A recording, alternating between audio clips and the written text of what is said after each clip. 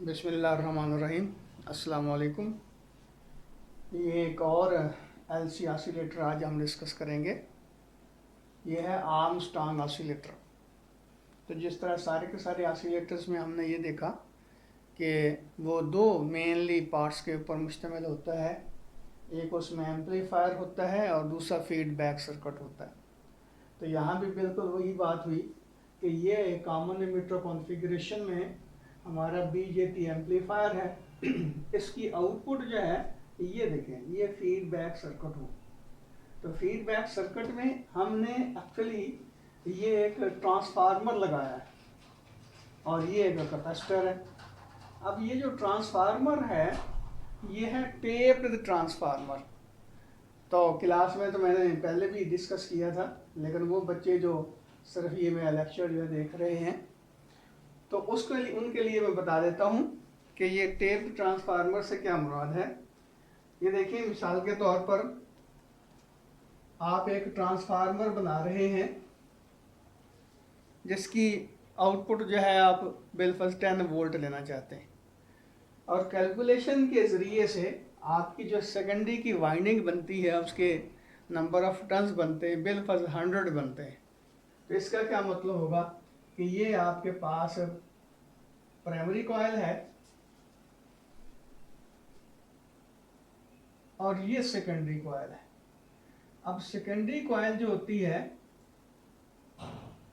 उसमें से क्या किया जाता है कि दरमियान से तार जो है वो निकाल ली जाती है। एक वाइंडिंग करते हुए वो तार जो है बाहर निकाल ली जाती है, लेकिन हमने ये जो वाइंडिंग से टेप करनी है, एक्सटर्नल जो तार है, वायर है, उसको कहाँ से करना है वो अपनी रिक्वायरमेंट के मुताबिक हम देखना चाहते हैं। फॉर एग्जांपल हम इसके 3 टर्मिनल जो लेंगे तो ये आउटपुट पे आपको मिलती है 10 वोल्ट। अगर यहाँ से यहाँ तक आप देखें तो हम ऐसा करना चाहते हैं कि 9 वोल्ट और 1 वोल्ट की बाइफर्केशन करना चाहते हैं, डिवीजन करना चाहते हैं। तो फिर क्या करेंगे, जो सेकेंडरी की वाइंडिंग जो है शुरू कर देंगे। 1 2 3 4 6 8 और 10। जब 10 वाइंडिंग पूरी हो जाएंगी तो ये तार बाहर निकाल देंगे। निकालने के बाद फिर नीचे ले जाएंगे और अगली 90 वाइंडिंग जो है पूरा करेंगे। अब 90 वाइंडिंग यहाँ पे होंगी। फॉर एग्जांपल यहाँ देखें, ये यहाँ से हमने इसको टेप किया है, यहाँ से ये तार बाहर निकाल दी और इन दो तारों के दरमियान जो वाइंडिंग की तादाद है वो है 10 और इन दो वाइंडिंग के दरमियान है 90। इसका मतलब यह है कि यहाँ आपको 1 वोल्ट मिलेगा और यहाँ आपको 9 वोल्ट मिलेंगे और यहाँ से लेकर यहाँ तक आपको 10 वोल्ट मिलेंगे। तो बिल्कुल इसी तरह ये वाइंडिंग हम करते हैं कि ये जो हमारा ट्रांसफार्मर होता है इसकी 2 वाइंडिंग कर देते हैं। तो यानी कि ये ऐसे समझ लें कि ये वैसे तो अटैच है, लेकिन शो करने के लिए हम ऐसा कर देते हैं कि ये अलहदा है। हालांकि ये अलहदा हो भी सकती है, नहीं भी हो सकती, क्योंकि इंडक्शन इसमें भी हो सकती है। एक और बड़ी इम्पॉर्टेंट बात कि वाइंडिंग जो है, आप देखें कि तार जो है इसको हमने वो उसके जो फ्रेम है उसके ऊपर वाइंड अप करना है। तो इस तरह भी कर सकते हैं और ऐसे भी कर सकते हैं। अगर प्राइमरी और सेकेंडरी दोनों कॉइल जो हैं उनकी वाइंडिंग जो है क्लॉकवाइज कर रहे हैं तो इसका क्या मतलब होगा कि इनपुट और आउटपुट एक दूसरे के इन फेज होगी, उनका फेज का डिफरेंस 0 के बराबर होगा। लेकिन अगर हम ऐसे करते हैं कि प्राइमरी कॉइल इस तरह वाइंड कर देते हैं और सेकेंडरी कॉइल इस तरह वाइंड कर देते हैं तो उसका रिजल्ट क्या निकलेगा कि इनपुट और आउटपुट जो है एक दूसरे के आउट ऑफ फेज होगी। मैं यहाँ मेरे ख्याल में दोबारा बता देता हूँ कि अगर इस तरह वाइंडिंग करते हैं तो ये दोनों तारें बाहर निकलें प्राइमरी की, और सेकेंडरी की भी इसके ऊपर वाइंड करके वो भी दोनों एंड जो है उसके बाहर निकाल दिए। तो अब ये प्राइमरी और सेकेंडरी दोनों एक दूसरे के इन फेज होंगी। लेकिन अगर हम ऐसे करते हैं कि ये जो वाइंडिंग है ये तो क्लॉकवाइज कर रहे हैं और सेकेंडरी की वाइंडिंग जो है एंटी क्लॉकवाइज कर दें, तो उसका रिजल्ट क्या निकलता है कि हमारी इनपुट और आउटपुट के दरमियान फेज का डिफरेंस बन जाता है 180 डिग्री का। डेफिनेटली करंट इधर इंड्यूस होगा, इधर इंड्यूस होगा, उलट होगा तो फेज का डिफरेंस जो वो 180 डिग्री का हो जाएगा। उसको शो करने के लिए क्या करते हैं, ये देखिए, ये मैंने डॉट लगाए हैं, एक डॉट यहाँ लगाया, एक डॉट यहाँ लगाया। इसका मतलब ये हुआ कि इसका और इसका, यानी कि इसमें जो इंड्यूस होती है सेकेंडरी कॉइल में जो ईएमएफ इंड्यूस होती है उसका और ये प्राइमरी कॉइल का जो फेज का डिफरेंस है वो 180 डिग्री का है। अब ये देखें, ये 180 डिग्री तो इस यहाँ से फेज डिफरेंस आ गया और 180 डिग्री इसने फेज डिफरेंस जो है क्रिएट कर दिया, क्योंकि कॉमन एमिटर कॉन्फ़िगरेशन में इनपुट और आउटपुट एक दूसरे के 180 डिग्री फेज डिफरेंस होता है, उनका आउट ऑफ फेज होती हैं। तो टोटल वो कंडीशन जो थी हमारी कि क्लोज लूप जो फेज डिफरेंस है वो 0 के बराबर होगा, तो डेफिनेटली 180 डिग्री इसने फेज शिफ्ट कर दिया और 180 डिग्री इसने फेज शिफ्ट कर दिया, तो टोटल जो है फेज शिफ्ट 360 डिग्री या 0 कह लें। अब दूसरी बात ये भी देखें कि हमने आउटपुट का कितना पोर्शन जो है वो इनपुट को प्रोवाइड करना है। ये फीडबैक सर्किट जो हमें यानी कि आउटपुट का कितना हिस्सा जो है इनपुट पे देगा वो डिपेंड करता है इसके नंबर ऑफ टर्न्स की रेशियो के ऊपर। जिस तरह यहाँ देखिए कि हमने कहा था कि अगर ये टोटल 10 वोल्ट आउटपुट पे आ रहा है और हम क्या करते हैं कि 10 जो वाइंडिंग नंबर ऑफ टर्न्स जो हैं उसके बाद टेप किया हुआ है हमने वायर को, एक्सटर्नल वायर को, तो यहाँ 1:9 की रेशियो है। इसका मतलब ये हुआ कि 1:9 की रेशियो का मतलब ये हुआ कि अगर टोटल 10 वोल्ट है तो यहाँ 1 वोल्ट आपको मिलेगा, यहाँ 9 वोल्ट मिलेगा। तो बिल्कुल इसी तरह यहाँ देखना है हमने कि कौन सा फ्रिक्शन जो है आउटपुट का वो फीड अप करने के लिए, फीडबैक करने के लिए हम इस्तेमाल कर रहे हैं आउटपुट का, वो डिपेंड करता है इसके नंबर ऑफ टर्न्स की रेशियो के ऊपर। अब ये यहाँ से हम आउटपुट लेते हैं और ये हिस्सा जो है वो फीडबैक के लिए इस्तेमाल करते हैं। अब रही बात कि इसकी जो फ्रिक्वेंसी किसके बराबर होगी, तो ये देखिए फीडबैक में ये ऑसिलेटिंग टैंक बनता है, ये इंडक्टर है और ये कैपेसिटर है। कैपेसिटर और इंडक्टर जो है वो सीरीज में आ जाते हैं, तो इनका जो फ्रिक्वेंसी होगी, रेजोनेंट फ्रिक्वेंसी हम कई बार डिस्कस कर चुके हैं, तो फ्रीक्वेंसी जो होगी 1/2 पाई LP(C)(3) के बराबर होगी। C3 इसकी कैपेसिटेंस है, LP ये प्राइमरी कॉइल की इंडक्टेंस है, यानी कि ये ट्रांसफार्मर जो है वो 2 कॉइल्स के ऊपर पता है मुश्तमिल है। तो एक कॉइल ये होगी प्राइमरी, एक सेकेंडरी, लेकिन सेकेंडरी को हमने क्या किया हुआ है वो डिवाइड किया हुआ है 2 हिस्सों में।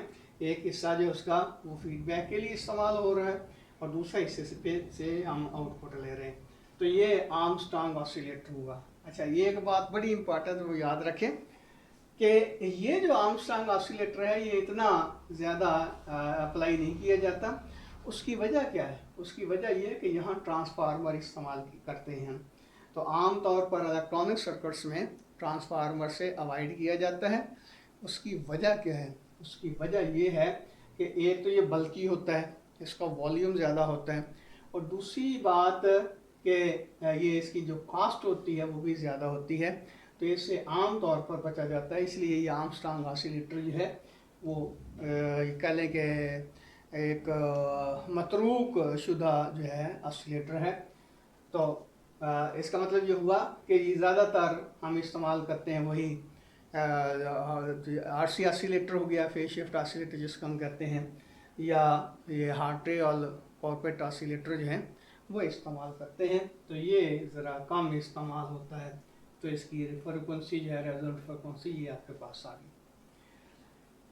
अब उसके बाद हम जो चीज़ डिस्कस कर रहे हैं वो है पीजो क्रिस्टल, और ये पीजो क्रिस्टल जो होता है उसकी मदद से हम ऑसिलेटर बनाते हैं।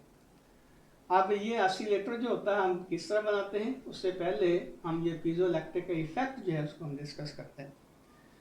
ये क्वार्ट्ज क्रिस्टलाइन मटेरियल जो है ऐसे होते हैं, इनके पास ऐसे मटेरियल होते हैं जिसमें क्वार्ट्ज एक सब्सटेंस है कि जब उसको हम उनके ऊपर प्रेशर डालते हैं, उनको पुश किया जाता है, तो उसमें पोटेंशियल डिफरेंस क्रिएट हो जाता है।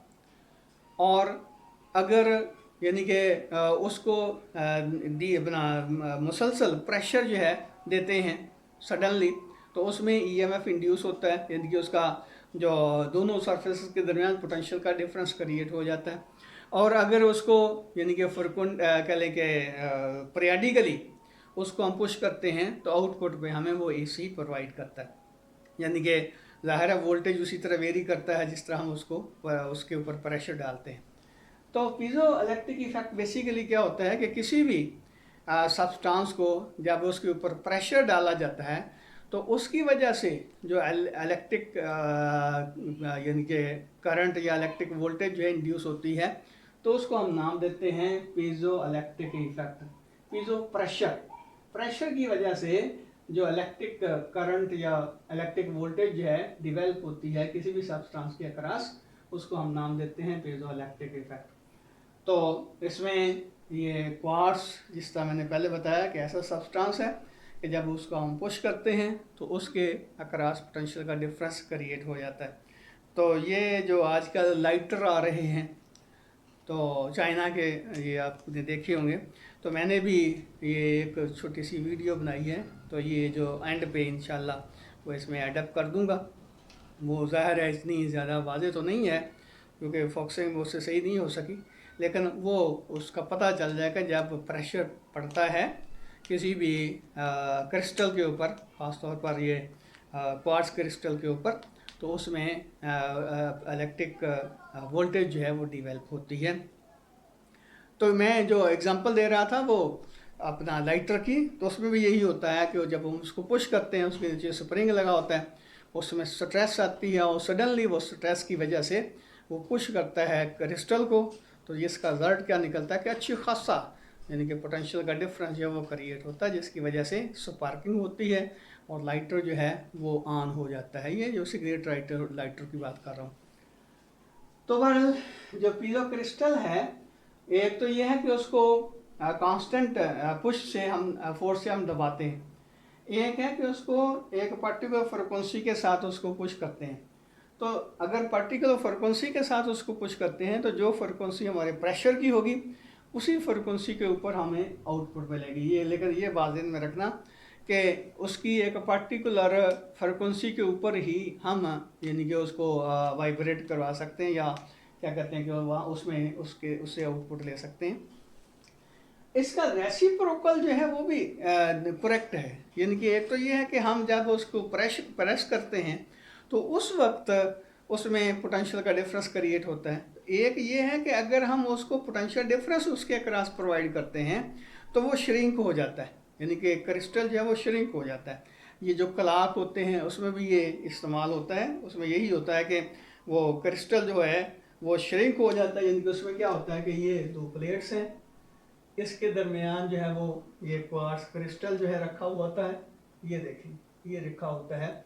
तो पहले इसके साथ जब ये टच करता है, यानी कि यहाँ बैटरी हम लगा दिए बिल्कुल, तो क्या हुआ, पहले ये टच कर रहा था यहाँ इसके साथ, लेकिन जैसे बैटरी ऑन हुई तो ये श्रिंक हो जाता है, यानी कि ये पुश हो जाता है, तो जाहिर है इनका कनेक्शन इससे ख़त्म हो जाता है और फिर ये आहिस्ता आहिस्ता फैलता है।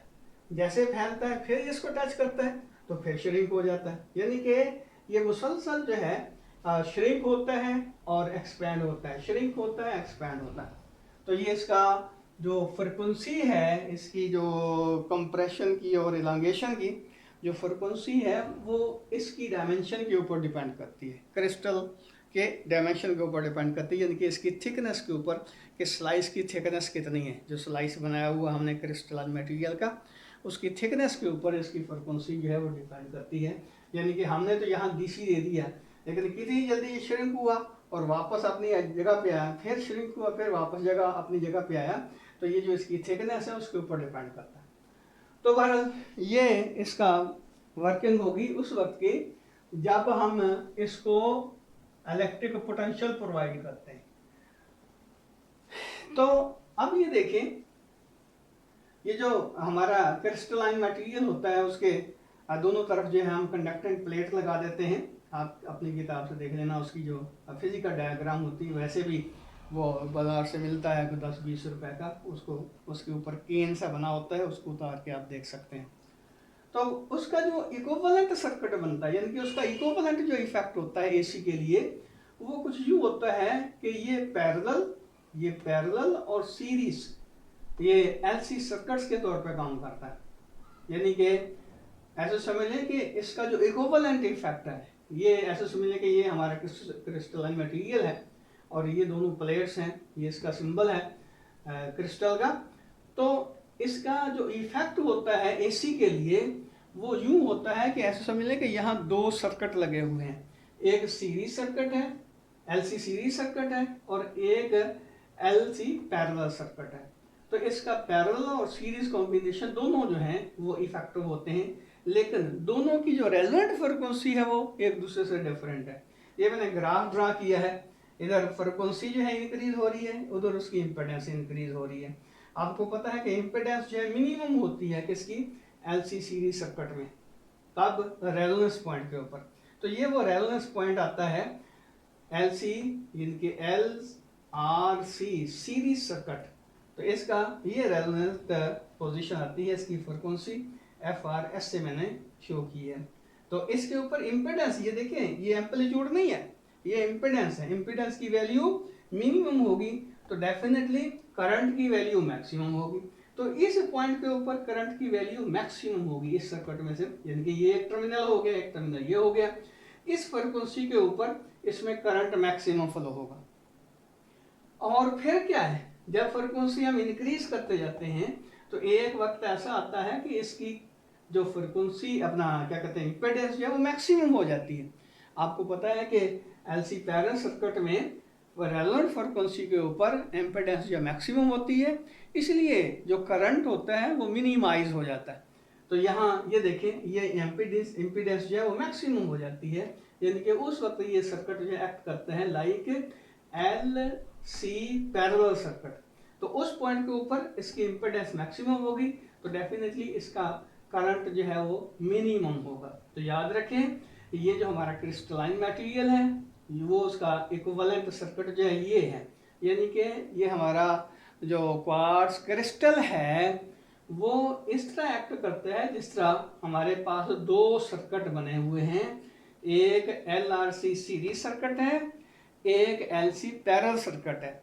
तो L R C series circuit जो है उसकी इम्पीडेंस जो है वो मिनिमम होती है जब रेजोनेंट फ्रीक्वेंसी के ऊपर, तो करंट की वैल्यू मैक्सिमम होती है। जिसका मतलब ये कि पर्टिकुलर फ्रीक्वेंसी के ऊपर इसकी जो इम्पीडेंस है वो मिनिमम होती है, यानी कि क्रिस्टल की यहाँ से यहाँ तक इसके अंदर से मैक्सिमम करंट जो फ्लो हो सकता है इस पॉइंट के ऊपर।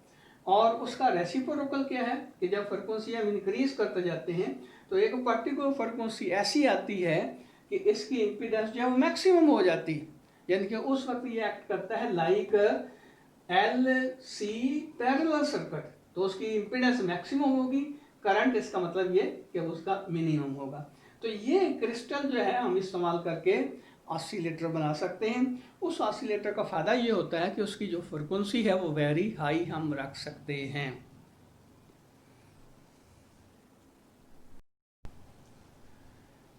अब ये देखें कि हम इस पीजो क्रिस्टल को इस्तेमाल करके किस तरह ऑसिलेटर जो है वो बना सकते हैं। तो पहले ये देखें, ये हमारे पास सर्किट है, इसमें ये वही बीजेटी हमने इस्तेमाल किया है इसको कॉमन एमिटर कॉन्फ़िगरेशन में। अब ये देखिए इसकी जो फीडबैक यहाँ से हम ले रहे हैं, तो ये एक कैपेसिटेंस के पैरेलल लगा दिया और साथ क्रिस्टल लगा दिया। अच्छा, ये एक बात मैं बता दूं कि लाजमी नहीं है कि आप ये जो एम्पलीफायर बनाएं वो बीजेटी ही से बनाएं। आप यहाँ ऑपरेशनल एम्पलीफायर को एज यानी कि ऑपरेशनल एम्पलीफायर भी इस्तेमाल कर सकते हैं नॉन इन्वर्टिंग एम्पलीफायर के तौर पर, बल्कि इवन यहाँ तो इन्वर्टिंग और नॉन इन्वर्टिंग दोनों तरह ही इस्तेमाल किया जा सकता है। तो कहना ये चाहता था कि यहाँ से ये देखें, ये फीडबैक हम ले रहे हैं और ये जो क्रिस्टल है वो इसकी सीरीज में लगा हुआ है जो इनपुट पे आ रही है। अब डेफिनेटली क्या होगा, एक पर्टिकुलर फ्रीक्वेंसी जो है उसके ऊपर इसकी जो इम्पीडेंस है वो मिनिमम होगी। इम्पीडेंस इसकी मिनिमम होगी तो ज़ाहिर फीडबैक जो है वो मैक्सिमम होगा। तो वो पर्टिकुलर फ्रीक्वेंसी की आउटपुट हमें यहाँ से मिलेगी। और ये जो हमने लगाया हुआ है साथ कैपेसिटर, ये बेसिकली वेरिएबल कैपेसिटर है। तो इससे हम इसकी जो रेलेवेंट फ्रीक्वेंसी है उसको एडजस्ट कर सकते हैं, अप एंड डाउन जो है उससे कर सकते हैं, इसकी यानी कि इम्पीडेंस जो इसको कंट्रोल कर सकते हैं। इसके ऊपर ज़रा गौर करें कि जब ये क्रिस्टल जो है वो एक्ट करता है like series LRC series circuit, तो उस वक्त उसकी इम्पिडेंस जो है मिनिमम होगी, बाकी फ्रिक्वेंसीज के ऊपर इसकी इम्पिडेंस जो है वो ज़्यादा होगी। इसका मतलब ये हुआ कि वो पर्टिकुलर फ्रिक्वेंसी जिसके ऊपर इसकी इम्पिडेंस मिनिमम होगी तो ज़ाहिर है फीडबैक मैक्सिमम होगा। तो फीडबैक मैक्सिमम होने की वजह से क्या होगा कि आउटपुट पे हमें सिर्फ वही फ्रिक्वेंसी की ऑसिलेशन मिलेगी जो जिस फ्रिक्वेंसी के ऊपर ये रेजोनेट होगा, यानी कि ये फ्रिक्वेंसी हमें आउटपुट पे मिलेगी। और दूसरा जो सर्किट हम इस्तेमाल कर सकते हैं वो मॉडिफाइड फॉर्म है कॉर्पोरेट ऑसिलेटर की। अब ये देखिए कि उसमें हमने यहाँ इस्तेमाल किया था इंडक्टर, यहाँ हमने इस्तेमाल किया है क्रिस्टल। अब यहाँ क्या होगा, ये वही हमारा यानी कि इतना हिस्सा जो है वो एम्पलीफायर है और ये फीडबैक सर्किट है, ये फीडबैक सर्किट है। अब इसमें ये देखें कि इसकी जो इम्पिडेंस है वो पर्टिकुलर फ्रिक्वेंसी के ऊपर मैक्सिमम होगी। तो इम्पिडेंस मैक्सिमम होने की वजह से क्या होगा कि यहाँ से यानी कि इम्पिडेंस इसकी मैक्सिमम होगी, जब इसकी इम्पिडेंस जिस फ्रिक्वेंसी के ऊपर मैक्सिमम होगी तो डेफिनेटली क्या होगा, इसकी इम्पिडेंस मैक्सिमम। इसका मतलब ये हुआ कि यहाँ पे भी इम्पिडेंस मैक्सिमम होगी, यानी दोनों कैपेसिटर्स के अक्रॉस जो वोल्टेज आएगी वो मैक्सिमम होगी। याद रखें ये पैरेलल कॉम्बिनेशन है, जितनी यहाँ पे वोल्टेज होगी उतनी यहाँ पे वोल्टेज होगी। इसका क्या मतलब हुआ कि इनपुट पे मैक्सिमम वोल्टेज आपको मिलेगी एक पर्टिकुलर फ्रिक्वेंसी के ऊपर। ये इस फ्रिक्वेंसी के ऊपर ये देखिए इम्पिडेंस मैक्सिमम है, तो इसकी जब इम्पिडेंस इंक्रीज होती जाएगी तो डेफिनेटली यहाँ दोनों कैपेसिटर्स के अक्रॉस जो पोटेंशियल डिफरेंस है वो भी इंक्रीज होता जाएगा। तो इस पर्टिकुलर फ्रिक्वेंसी के ऊपर यहाँ पे फीडबैक वोल्टेज मैक्सिमम होगी। फीडबैक वोल्टेज मैक्सिमम होने का मतलब ये हुआ कि यहाँ फीडबैक मैक्सिमम मिल रहा है, तो ये आउटपुट पे हमें इसी फ्रिक्वेंसी की आउटपुट जो है यानी कि जो AC जो है वो मिलेगी, साइनसॉइडल AC मिलेगी। दोबारा ये ध्यान में रखें कि ये देखें ये वो पॉइंट है, ये वो फ्रिक्वेंसी है जिस फ्रिक्वेंसी के ऊपर इम्पिडेंस मैक्सिमम होगा। यानी कि अब ये जो हमारा क्रिस्टल है इसका जो इक्विवेलेंट इफेक्ट है वो बिल्कुल उसी तरह का है जिस तरह के एक LC पैरेलल सर्किट का होता है। तो LC पैरेलल सर्किट में क्या होता है, इम्पिडेंस रेजोनेंट फ्रिक्वेंसी के ऊपर मैक्सिमम होती है। तो जब इसकी इम्पिडेंस मैक्सिमम होगी यहाँ पे और यहाँ पे वोल्टेज मैक्सिमम होगी, रिजल्ट क्या निकलेगा ये देखें। ये पहले आपको याद होगा कि यहाँ पे भी वोल्टेज उस वक्त मैक्सिमम होगी जब इसकी इम्पिडेंस मैक्सिमम होगी। तो ये वोल्टेज जो हमें आउटपुट में मिल रही है, तो इसका क्या मतलब हुआ, इनपुट भी मैक्सिमम है। तो उस पर्टिकुलर फ्रिक्वेंसी के ऊपर, इस पर्टिकुलर फ्रिक्वेंसी के ऊपर हमें इसकी इम्पिडेंस मैक्सिमम मिलेगी। रिजल्ट क्या निकलेगा कि आउटपुट पे यही हमें फ्रिक्वेंसी जो है, ये जो रेजोनेंट फ्रिक्वेंसी जो है वो आपको मिलेगी।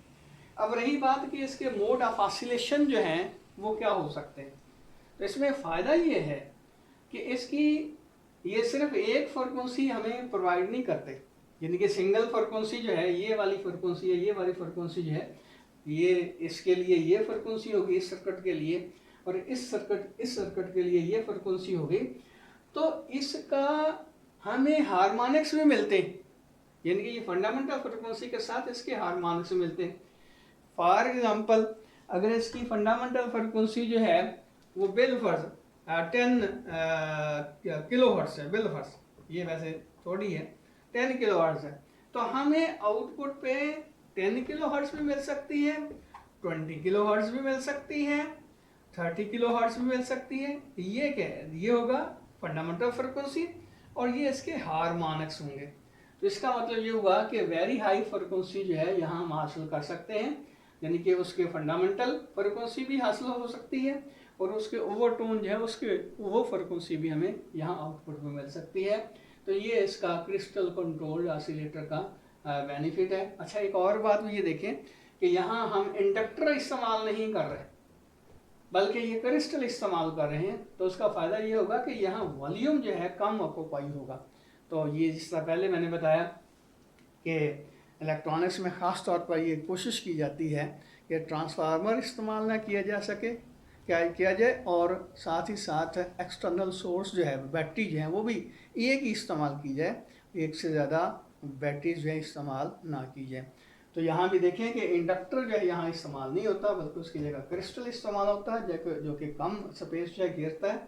रिजल्ट का निकलता है। अच्छा, इसकी एक्यूरेसी भी ज़्यादा होती है और फ्रिक्वेंसी भी हाई होती है, तो इसलिए इसको इनके ये क्रिस्टल कंट्रोल्ड ऑसिलेटर को क्या कहते हैं कि प्रेफर किया जाता है।